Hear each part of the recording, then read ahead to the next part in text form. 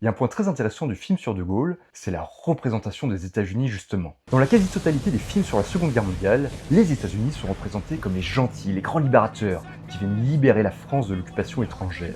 Et dans le film, on les voit justement pour ce qu'ils sont, c'est-à-dire une puissance étrangère qui ne défend que ses intérêts personnels. On s'aperçoit qu'ils ont été très loin d'être nos gentils alliés, et que s'ils en avaient eu l'occasion, ils nous auraient tout simplement vassalisés. Et c'est très bien qu'il y ait enfin un film qui parle de l'AMGOT, Allied Military Government of Occupied Territories, l'organisation américaine qui était supposée diriger la France à la libération, qui avait sa propre monnaie. Je rappelle que pour le philosophe Jean Bodin, la monnaie c'est une condition essentielle de la souveraineté d'un pays. Un pays qui ne bat plus sa propre monnaie n'est plus un pays souverain. Il y a aussi toute une thématique dans le film sur De Gaulle, sur le projet de Grande Wallonie, voulu par le dirigeant américain qui aurait englobé le Benelux et l'Alsace-Lorraine dans un même état indépendant. Avouez que c'est quand même une sacrée ironie.